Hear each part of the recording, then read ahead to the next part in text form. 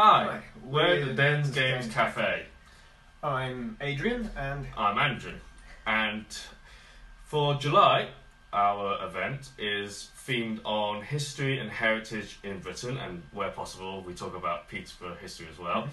And today we're going to do an overview of the game Caylus, Magna Carta by Rio Grande.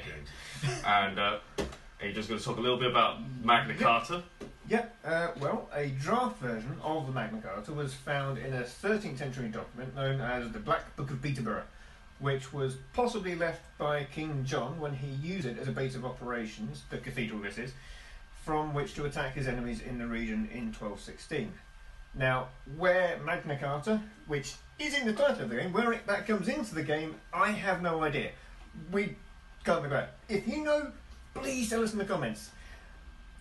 The actual story of the game is of King Philip building a new castle in Caylus in 1289, which sees builders and workers and craftsmen flocking to win favour and to work on the castle, and which sees a city slowly rising up along the road that snakes its way up to the castle, to the foot of the castle.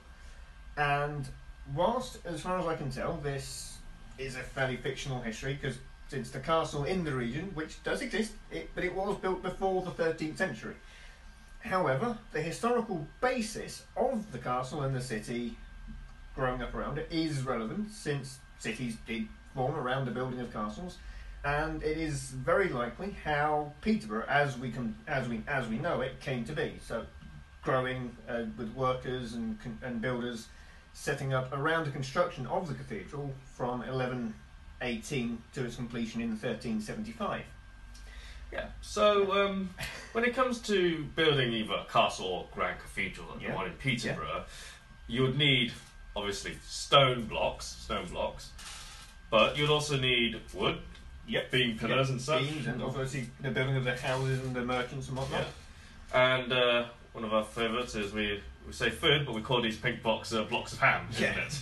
So, the idea is quite elegant. The idea that there's the castle here, and then there's a little bridge, and then there slowly builds up a long road which represents all the craft merchants, the stone masons. There's suppliers of these materials, and then there's more elaborate things like lawyers that help you build up resident houses. In fact, you have with your property, with your buildings, that you can. If I can get a hold of the card, I'll try it with a different card. I'll try it with this one.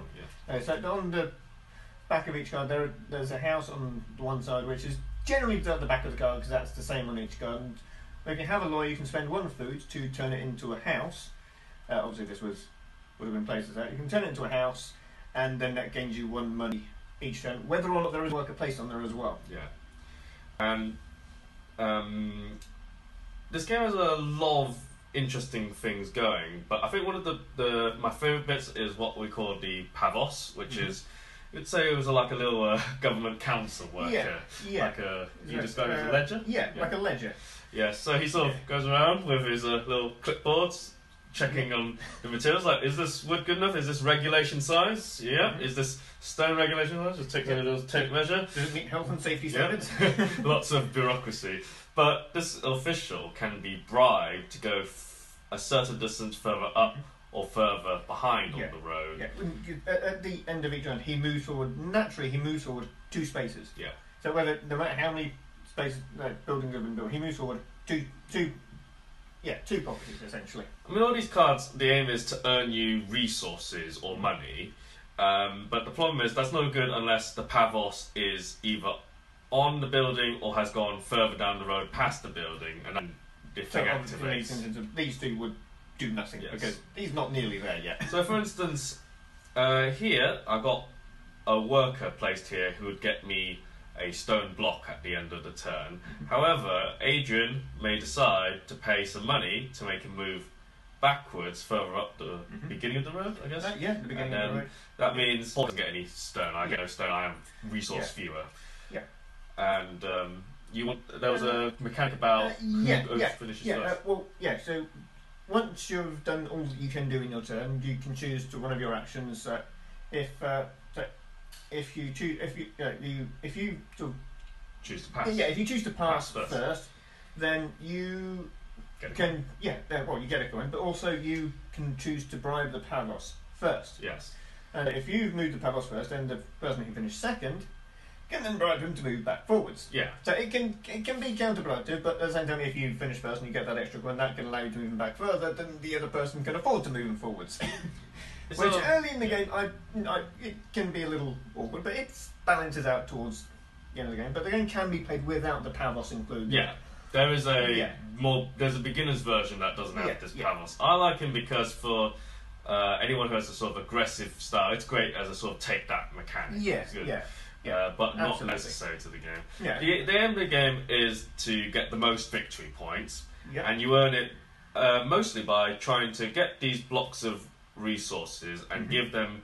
You deliver them to the castle. So you go up the road, over the bridge to the castle, give them to the king, and the king's happy, and then he gives you victory points for your contribution so to you the contribute castle. to the building of the castle, and and you get points. For Yeah, it. but then You- the other ways of getting points is these buildings have points. You get some points for the money, and you can also build prestige building, which is pretty much how I won the last game we played, wasn't it? Yeah, because I built a property into a house, which was brilliant. But then I completely forgot that once you've built a house, you can then convert it into a prestige building, which, when you have one, get a lot of points. They're pricey, but that there was worth 10 points over the 1 point that the house is worth. And then I blew poor Adrian's plans out of the water with my fancy housing. It did take a lot of resources to get. But difficulties. sorry, we just had a technical difficulty. But so in summary, I enjoyed Caylus very much. Did I? It's actually Mobile. it's just a card game with tokens. Yeah. So a bit smaller and a bit more mobile. Yeah. And Caylus was the one that made worker placement a popular game mechanic. Yeah. It's mainly about putting workers together and get true. resources. And so if you come to our event on Sunday, you can ask Adrian to help teach you how to play this game, and he can also teach you help you out with one of the 100 many other plus games in our cafe. Certainly can. Game guy. And we've got 8 more games that fit the history and heritage theme to show you about. Yeah, and hopefully we'll have videos for each of those before the event, which is on the 31st of July, which is the Sunday, not the Saturday this time. Yeah. And we hope to see you there. See you then. Bye.